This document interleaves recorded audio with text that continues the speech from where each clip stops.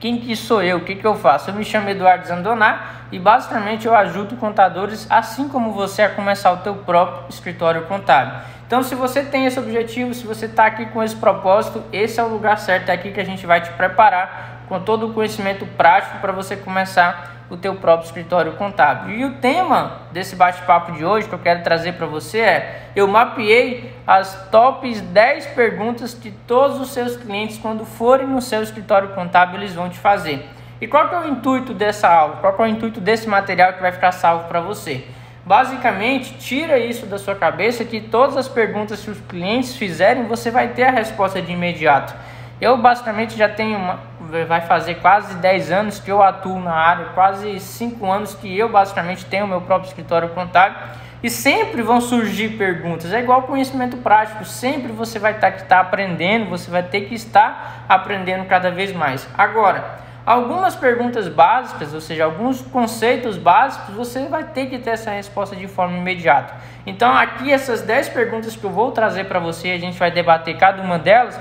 Não quer dizer que não vão surgir outras perguntas. Claro que outras perguntas vão surgir. Agora, se for algo que vai surgir pela primeira vez, igual quando surge comigo também, quando eu estou numa reunião com um cliente novo ou com um cliente já atual, surge algo novo, simplesmente eu falo para ele, olha, essa informação eu ainda não tenho, mas eu vou buscar e vou te esclarecer para te dar uma assessoria melhor possível. Então é comum, é normal, você não vai ter como conversar. Algum dia você vai conversar com seu cliente e alguma resposta específica você não vai ter naquele momento, é normal. Então essas 10 perguntas aqui são as principais, ou seja, as carros-chefes que você basicamente vai ter que saber e que o seu cliente muito provavelmente quando ele te procurar, lembra, quando ele te procurar, você, contador, dono do seu próprio escritório, quase que na totalidade eles vão te fazer. Então vão ser 10 perguntas, eu vou debater pelo menos de 2 a 3, 4 minutos em cada resposta para que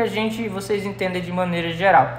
Então, para você que não está um pouco familiarizado com essa parte de escritório contábil, montar um negócio, montar um escritório, você de repente acabou de sair da faculdade e não tem muita convivência prática, basicamente o nosso escritório, a nossa empresa, quando você montar, ela vai ser dividida em departamentos, ou seja, você vai conversar com clientes sobre departamento de legalização, ou seja, o que é esse departamento de legalização?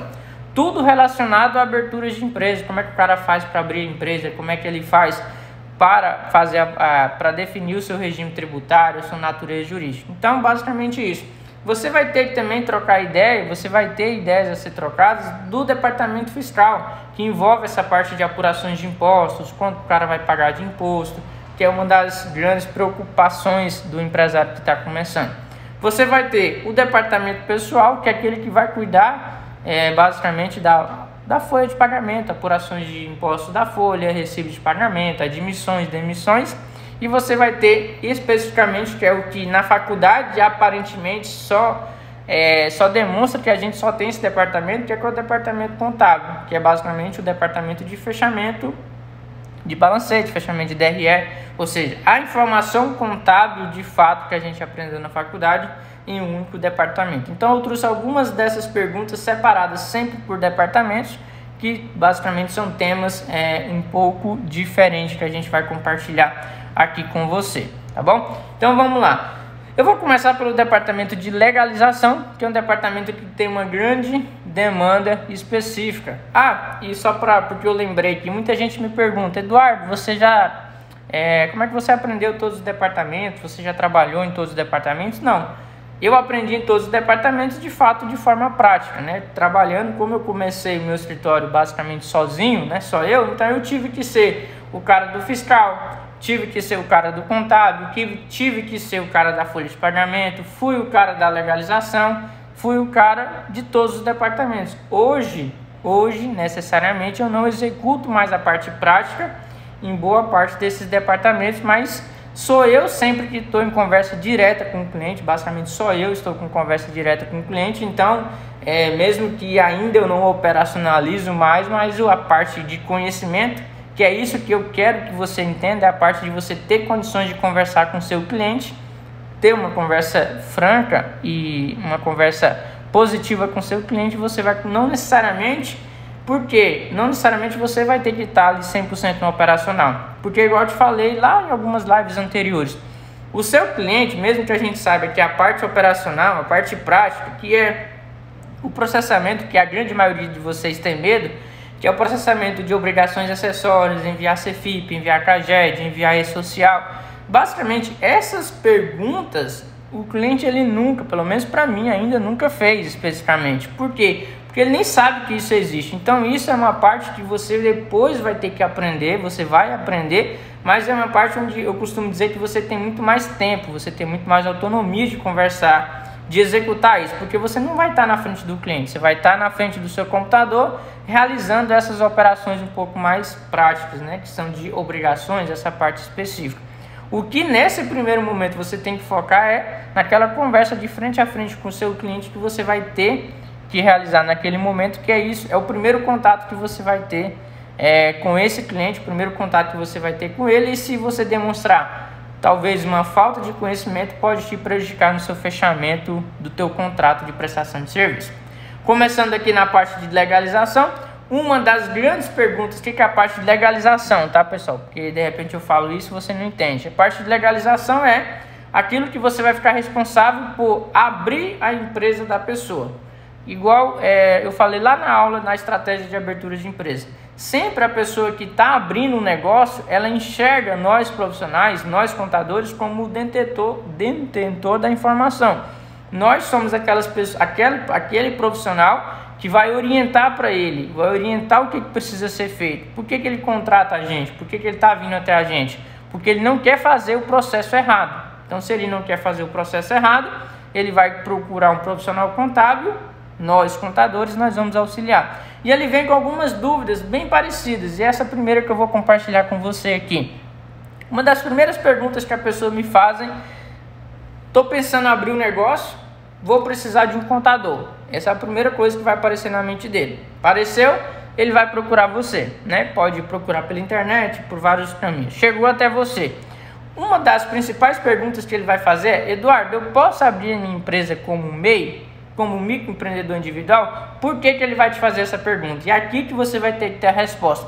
Porque o MEI é algo muito popular, ou seja, todo empresário ele sabe que o MEI existe. E como ele é muito popular, ele sabe que o MEI tem vários e vários benefícios, é muito mais fácil, é muito mais rápido, é muito mais prático. E ele acha que o MEI é para todo mundo. Porque como ele vê o que a TV fala, o que as pessoas falam, que o MEI não precisa de contador, o MEI você só paga um imposto único, então ele acha que todo mundo pode ser MEI. Então, quando ele te fizer essa pergunta, basicamente, as duas informações que você vai precisar falar para ele, que você vai precisar conversar com ele é: olha, João, eu apelido ele de João, né? Você vai obviamente dar o nome dele. Olha, João, o que é o MEI? O MEI realmente é uma possibilidade de abertura de empresa, mas ele é focado para pequenos negócios. Então, duas informações que você vai ter que me dar para a gente avaliar se você vai se encaixar como MEI. E só existe basicamente 3 grandes fatores, existe mais, mas os principais. Olha, o seu faturamento ele vai ser até 82 mil reais anuais. Se ele falar não, você vai dizer para ele o seguinte: aí, você não pode ser MEI, porque o MEI ele tem 3 regras específicas. Primeiro é o faturamento. Se o seu faturamento for acima de 80 mil reais anuais, você não pode ser MEI. Se ele tem um faturamento abaixo disso, segunda regra, você vai ter apenas um único colaborador. Se ele disser não, eu vou ter mais colaboradores, também já está desenquadrado, porque MEI não pode ter mais de um colaborador. E a terceira, outro grande fator, é se essas duas forem positivas, você vai para a última checagem, a sua atividade. Deixa eu avaliar se a sua atividade está dentro da lista permitida do MEI. Então, por quê? Porque ele acha que todo mundo na face da terra pode ser MEI. E não é isso. MEI ele é um regime. Você vai precisar demonstrar para ele: olha, o MEI é um regime onde basicamente ele está buscando trazer aquelas pessoas da informalidade para abrir o seu próprio CNPJ, para ter benefício previdenciário. Ele talvez não vai se encaixar no teu perfil, na sua quantidade de faturamento, na sua quantidade de funcionários que você vai ter. Então você já vai dar de claro essa resposta para ele. Mas você já tem que estar preparado do que é o MEI, quem pode ser MEI e quem não pode ser MEI. Porque essa pergunta ela vai surgir sempre daquela pessoa que está querendo começar um novo negócio, ela vai basicamente te procurar. Eliminando essa parte de MEI, eu eliminei, beleza, eu não pode ser MEI. De cada 10 perguntas, 8 eu recebo essa: Eduardo, eu quero ser uma ME, eu quero ser uma microempresa. E para você que não está familiarizado, eu preciso te contextualizar o que é uma ME. Primeiro vamos pensar, eu gosto sempre de dar o exemplo assim: olha, a primeira opção que o seu cliente vai ter para abrir o CNPJ é MEI, é o microempreendedor individual. Se ele não atingiu nenhum desses pré-requisitos, se ele ficou de fora de algum, ele não vai poder ser microempreendedor individual. Então ele ouve falar: ah, eu quero ser microempresa porque microempresa ela paga menos impostos. E uma coisa que você, contador, provavelmente você não aprendeu na faculdade, né? Isso que eu vou te falar agora é uma coisa chamada regime tributário. Então, o regime tributário que a gente tem, depois que a empresa não pode ser microempreendedor individual, a gente vai ter basicamente 3 regimes tributários. A gente vai ter o simples, a gente vai ter o presumido e a gente vai ter basicamente o lucro real. Então, quando ele fala para você: olha, eu quero ser uma ME, na verdade ele está te dizendo que ele quer ser uma empresa do Simples Nacional. Porque vamos falar o que é uma ME. ME é uma sigla de enquadramento, ou seja, ME, microempresa ou empresa de pequeno porte.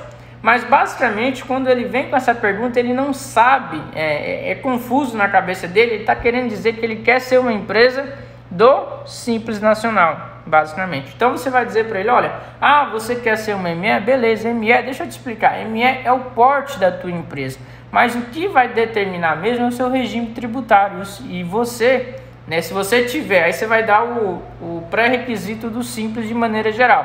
2 pré-requisitos: atividade. Olha, tudo bem, o senhor quer ser ME, o senhor vai ser uma empresa do Simples Nacional.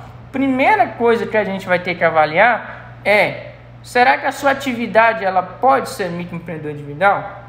E aqui no meu canal, depois que você terminar essa live, em algum lugar aí desses vídeos, tem um lugar onde eu te mostro especificamente como que você faz para consultar se aquela empresa do seu cliente vai poder ou não ser microempreendedor individual.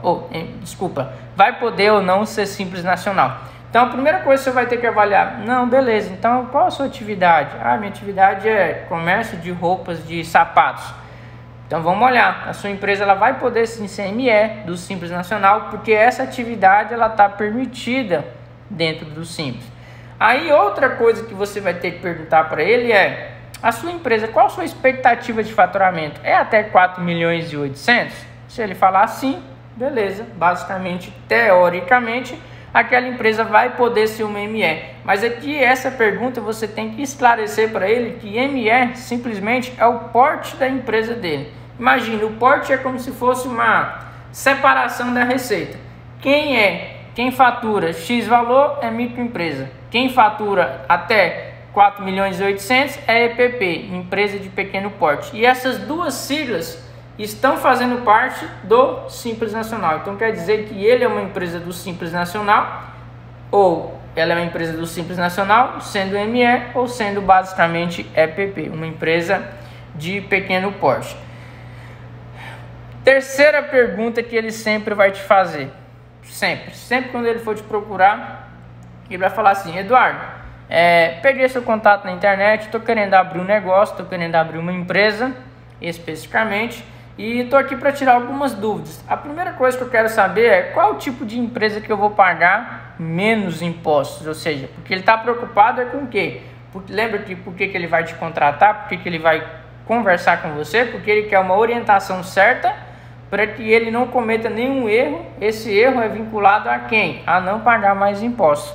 Então o que você vai dizer para ele? Olha, o interessante é a gente avaliar a sua atividade, né, para verificar quais dos regimes tributários é mais importante, é mais vantajoso para você.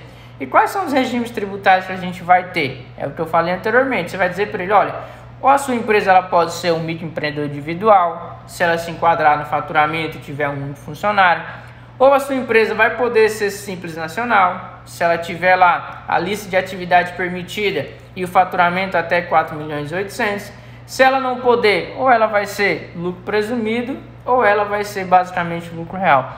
Mas o que você tem que deixar claro para ele é que não existe uma empresa que paga menos impostos. De maneira geral, a empresa que o único benefício, o único regime tributário que tem incentivo é o Simples Nacional.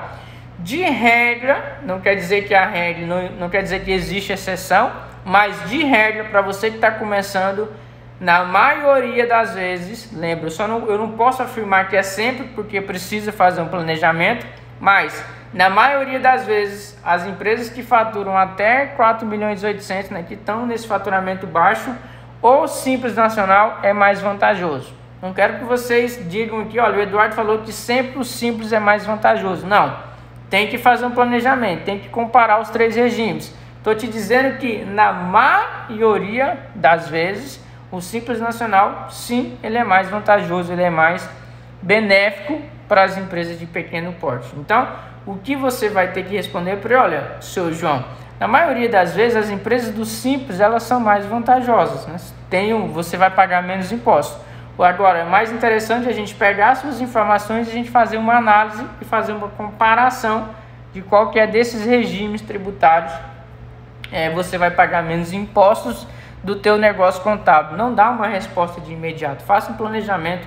Inclusive eu tenho até uma aula disso também no meu canal, porque você fazendo um planejamento, você mostrando para ele, olha, no Simples você vai pagar tanto de impostos, no Presumido você vai pagar tanto. Isso vai valorizar a sua imagem com ele, porque você não está simplesmente, você está se preocupando com a abertura do negócio dele. E o que ele mais quer nesse momento é realmente que você se preocupa, que ele tenha decisões, que ele tenha informações para tomar a melhor decisão específica. Vamos lá para a quarta pergunta, que a grande maioria das pessoas, isso é de 100% vai te fazer. 100% dos clientes vão te fazer. Eduardo, quanto custa abrir uma empresa? Isso inclusive é uma das perguntas mais feitas, né, no Google, que você tem de temas relacionados à abertura de empresa, é quanto custa especificamente abrir uma empresa quando eu estou começando. Você vai responder para ele, olha, o MEI, o microempreendedor individual, ele é custo zero, né? No próprio portal do empreendedor não tem taxa de alvará, não tem taxa de junta comercial, ou seja, algo realmente bem simplificado. Você não vai ter basicamente custo algum, custo zero. Agora, como que eu vou te formular para você dar essa resposta quando essa pessoa te perguntar? Aqui vai exigir duas variáveis: quanto de honorário você vai cobrar, quanto que você vai custar a sua assessoria. Se você não tem ideia nenhuma, entra na nossa comunidade, entra lá na Semana da Jornada, que eu tenho uma live onde eu te falo como que você precifica o seu preço, como que você precifica o seu honorário, qual estratégia você utiliza. Então você vai ter que ter essa estratégia já definida, que é o seu preço da sua assessoria, mais as taxas que vão ser envolvidas no processo. Então, quando ele te perguntar quanto custa, eu particularmente, aí vai de contador para contador, eu particularmente apresento para o cliente os dois valores separados, porque eu acho que fica mais claro para o cliente. Eu sempre gosto de ser claro com os meus clientes. Então, eu apresento, olha, João, a minha assessoria, aí você não vai só jogar o valor, você vai dizer, olha, a minha assessoria, onde eu vou te ajudar a escolher o regime tributário, vou fazer todo o processo para você, a gente vai fazer uma comparação de regime, você vai botar valor no seu serviço, você vai dizer que por que ele deveria te contratar, e você também tem que destacar, se ele não contratar você, qual o custo que ele vai ter, porque existe um custo de erro envolvido a isso. Então você tem que dizer, se você formulou lá o seu honorário, a sua assessoria, exemplo hipotético, vamos dizer que você cobra R$500 da sua assessoria. Você vai formular todo ali o seu valor que você está por trás disso. E depois você vai ter junto nessa composição as taxas, ou seja, que são os custos do processo perante os órgãos, que basicamente vou te dar previsões de valores. Você tem na junta comercial, varia de R$150 até R$400 a taxa na junta. Você vai ter a taxa na Receita Federal, né, que é o DARF, basicamente em média R$21. Você vai ter a taxa de alvará de funcionamento, que ele vai ter que tirar na prefeitura do seu município. Eduardo, essa taxa existe valor fixo? Não existe. Essa taxa ela é calculada na sua prefeitura, na sua cidade, que você pode dizer para o cliente? Eu não afirmo o valor de taxa para nenhum dos meus clientes. Eu falo, olha, é a prefeitura que calcula, mas ela leva em consideração a sua atividade e o seu tamanho do estabelecimento. Uma média que eu posso te passar, você pede ali uma média dos seus clientes e diz, ó, uma média pode ser isso. Pode, não é deve, é pode. Porque pode, você não está chamando a responsabilidade, porque depois, se a prefeitura calcular muito a mais, e ele vai te falar, ah, mas você me disse que só era R$500. Não, então você pode ser que por uma média dos meus clientes o valor vai ser X. Então o que você vai ter de custo de taxa? Junta comercial, Receita Federal, alvará de funcionamento, basicamente. Então, o que eu tenho aqui na minha empresa, o que eu tenho aqui no meu escritório? Como essas taxas da junta, elas variam só por estado, então você já pode ter isso anotado. Você vai fazer uma pesquisa na junta comercial e vai saber quanto que é a taxa da junta comercial do meu estado. Ah, R$200, R$300, então você vai anotar, R$300. Receita Federal, ela é padronizada, então é R$21. E alvará de funcionamento, você pode pegar algumas bases, né, de algum cliente que você já tem, ou de algum outro colega que já tem um escritório, só para você ter uma noção. Então vai depender dessa resposta que você vai dizer para o cliente quanto custa abrir uma empresa, vai depender da tua estratégia. Se você, tem gente que quer passar, custa R$1.500, joga taxa, joga alvará, joga tudo. Então eu não curto, a minha estratégia ela é bem claro, então eu mostro quanto é a minha assessoria e quanto é a taxa efetivamente que ele vai ter de custo relativo ao processo especificamente. Então eu dou sempre essas duas informações. Quarta pergunta: qual a empresa que eu devo abrir que eu tenho menos riscos? Isso é muito comum das pessoas que estão abrindo um negócio, porque isso aqui eu já vou até te dar logo uma informação interessante. As pessoas elas confundem, né, regime tributário com natureza jurídica. As pessoas, eu falo isso, são os empresários. O que é as empresas que ele fala de menos risco? É as empresas que a natureza jurídica ela vai querer abrir. Então, de natureza jurídica, a gente tem ou o cara abre uma individual, ou ele abre uma limitada, natureza jurídica, individual, limitada, ou ele abre uma IRELI, ou ele abre uma unipessoal. Então, quando ele te pergunta qual a empresa que eu tenho menos risco, ele quer dizer assim, se acontecer alguma coisa na empresa dele, de falir alguma coisa especificamente, qual é que vai me colocar menos exposto a futuras ações judiciais, a futuros processos trabalhistas. Não quer dizer que vai blindar ele, mas vai deixar ele menos exposto. Então, isso é natureza jurídica. Então, que é essas que eu acabei de falar para você. Ou ele abre uma empresa individual, ou seja, sozinho, só ele, não tem sócios. Ou ele abre uma empresa limitada. O que é limitada? A empresa com mais de uma pessoa. Aí, o que acontece? Tem a unipessoal e tem a IRELI, empresa individual de responsabilidade limitada. Primeiro eu vou tentar te explicar de forma bem rápida qual que é a diferença dessas duas. Quando o cara ia abrir uma empresa, ele tinha a opção de abrir individual ou abrir limitado. Qual que é a diferença básica de cada uma delas? Além de quadro societário, obviamente a individual é só uma pessoa, e a limitada são mais de uma pessoa, ou seja, duas ou mais. O que acontece? Na responsabilidade limitada, caso a sua empresa sofra algum processo judicial, alguma ação, você vai responder financeiramente até o valor das suas cotas do capital social. Exemplo, vamos imaginar que seu capital social seja R$100 mil. Qualquer problema específico que vai aparecer, que possa aparecer na empresa, em tese, você será responsável somente por o valor da sua cota, que é de R$100 mil. Basicamente isso. A individual, não. Qualquer ação que tiver decorrente na sua empresa, todo o seu patrimônio pessoa física ele vai ser exposto. Todo o seu patrimônio pessoa física vai ser exposto. Então, se você tiver R$1 milhão de reais na pessoa física, todo o seu patrimônio ele vai ser exposto.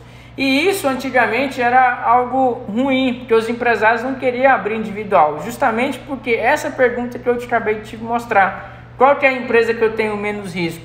Aí o cara não tinha sócio e ele também não queria estar tão exposto assim. Ele só tinha uma terceira opção, que era a empresa individual de responsabilidade limitada, que era a IRELI. Mas essa Eireli, ele tinha uma regra principal.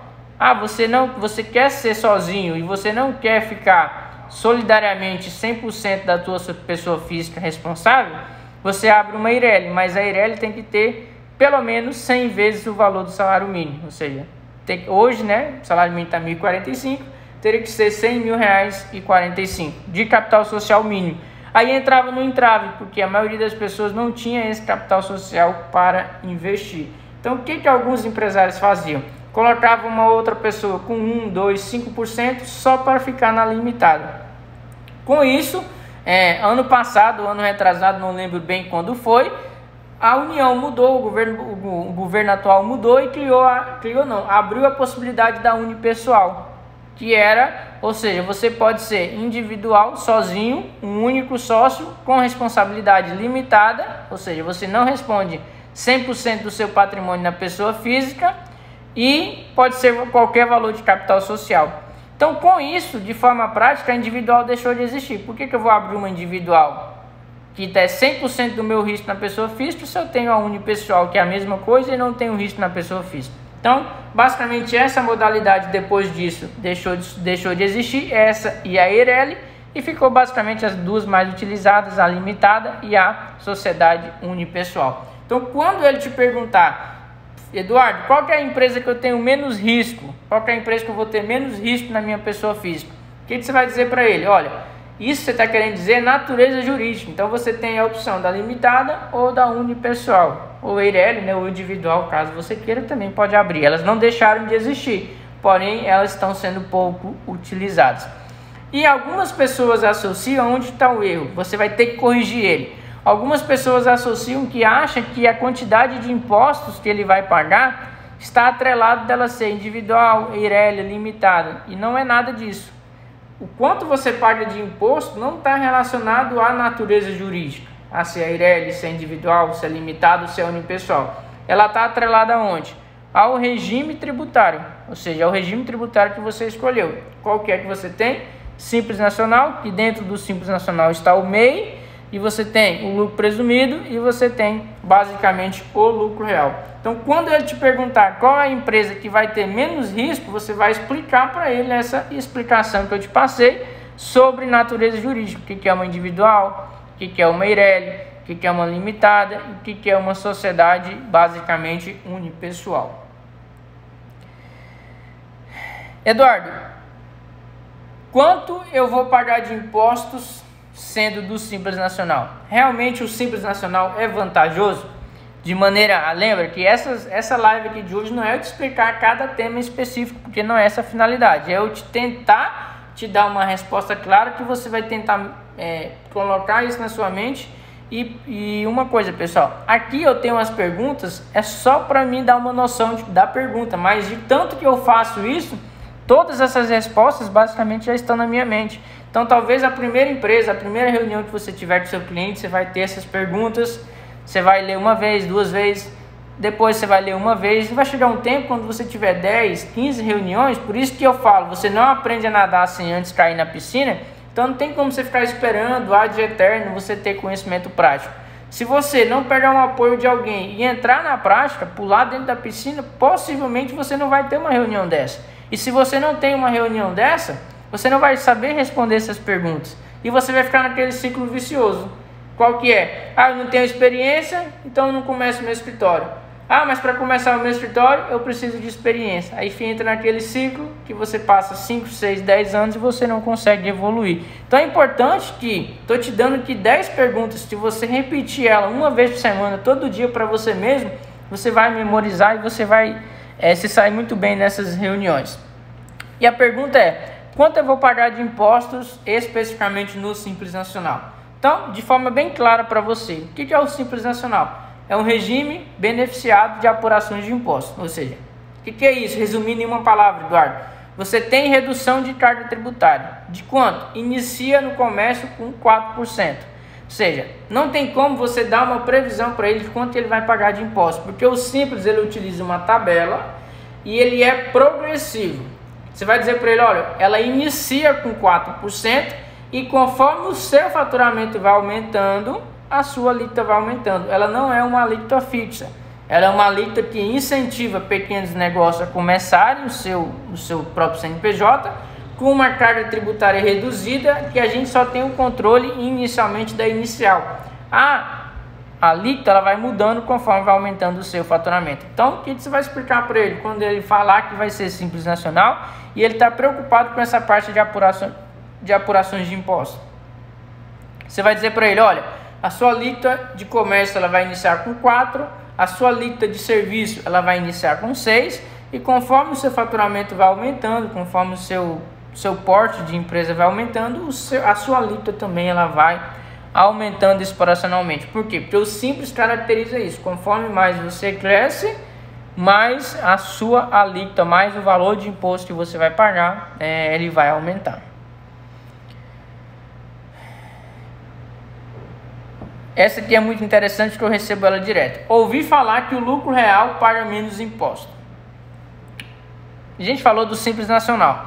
Simples Nacional, como é que se calcula de forma bem resumida o imposto do Simples? É todo o faturamento que vocês aprenderam na faculdade, que é tudo aquilo que ele vendeu ou prestou de serviço, multiplicado pela alíquota do Simples. Ou seja, vendeu 100 mil, a alíquota é 4, 100 mil vezes 4. Só que roda na cabeça de muitos empresários a questão do lucro real, porque o lucro real diz o seguinte, olha, lembra que uma coisa que eu sempre perguntava durante as minhas aulas, que eu dava, faturamento não é a mesma coisa que lucro. Faturamento é quanto você vendeu, o lucro é quando sobrou. Não preciso explicar para vocês o que é lucro. DRE, faturamento menos custo e despesa, lucro efetivamente, ou seja, quanto aquilo que a empresa deixou de resultado. E o lucro real ele é muito tentador, porque alguns empresários acham que ele vai pagar menos impostos porque ele está pagando só em cima do que ele teve definitivamente de lucro, ou seja, de quanto sobrou. Só que isso não é uma verdade absoluta. Para você depende. Se você tem uma margem de lucro muito alta, ou seja, uma margem de lucro muito alta, de repente o lucro real não vai valer a pena, porque você vai pagar em cima do lucro. Se o seu lucro é alto, o seu imposto é alto. Agora, se a sua margem ela é muito baixa, por exemplo, supermercado, provavelmente o lucro real vai valer mais a pena que Simples. Por quê? Simples é sobre faturamento, só que nem tudo que ele vende, o lucro é alto. Então, qual que vai valer mais a pena? O lucro real. Então, não tem como. Aqui você vai responder para ele o seguinte, a resposta que eu dou. João, não tem como a gente simular, saber se o lucro real é mais vantajoso se a gente não fazer cálculos. A gente precisa fazer um planejamento tributário para você. Você quer que a gente faça isso? Eu vou fazer isso para você. Então você vai pegar, se ele já é uma empresa que está constituindo, eu descarto logo essa possibilidade, porque tem que ter dados, tem que ter número. Se ele já é uma empresa constituída, você vai basicamente pegar a DRE dele, vai fazer os cálculos, vai fazer um planejamento tributário e você vai responder para ele. Mas você tem que estar preparado para essa pergunta, que em algum momento ela vai surgir.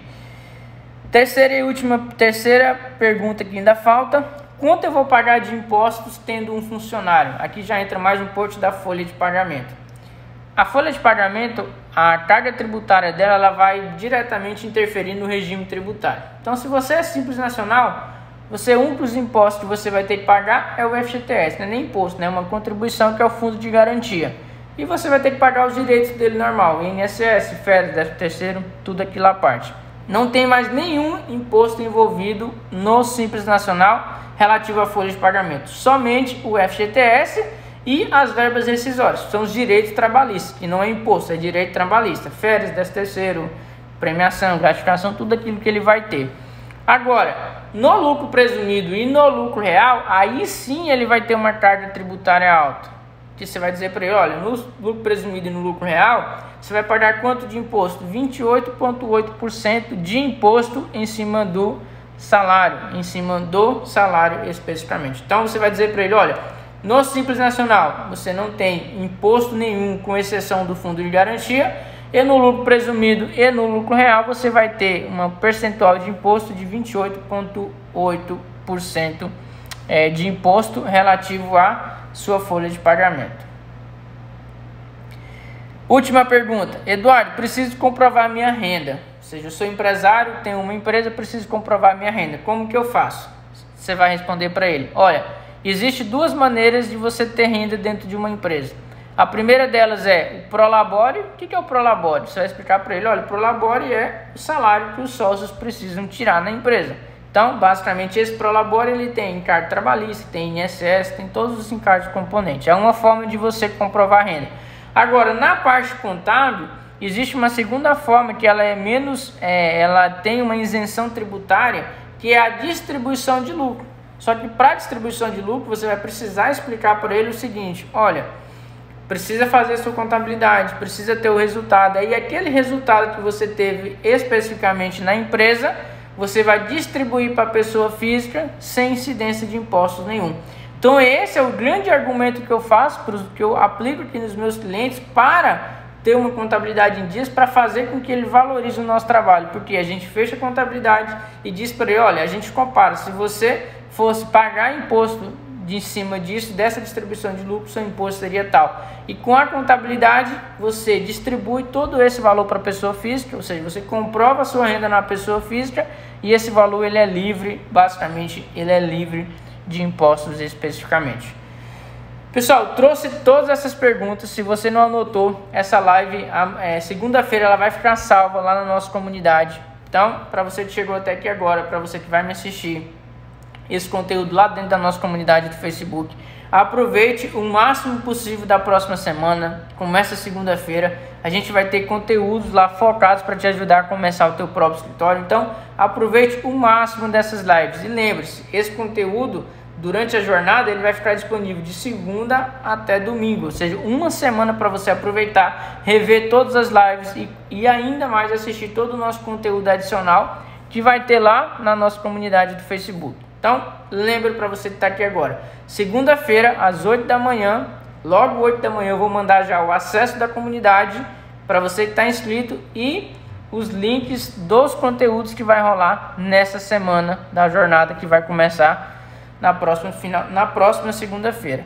Foi muito bom, foi muito intenso estar com vocês esses 10 dias. Espero que de algum momento eu tenha contribuído com cada um de vocês que me assistiu desde a nossa primeira aula até chegou aqui na nossa 10ª aula. Eu particularmente fico muito feliz em poder estar contribuindo com cada um de vocês. E hoje é sexta-feira, sextou, né? Dia de a gente descansar, dia de eu me preparar ainda mais no final de semana para segunda-feira a gente estar todo mundo aqui junto lá na nossa comunidade do Facebook, na nossa semana, na nossa jornada, que eu tenho absoluta certeza que vai ser muito interessante para cada um de vocês. Então, pessoal, um excelente final de semana, uma excelente sexta-feira. Eu te espero cada um de vocês na próxima semana, segunda-feira, lá pra gente se ver na nossa comunidade do Facebook, na nossa jornada, meu próprio escritório. Um forte abraço e fiquem com Deus.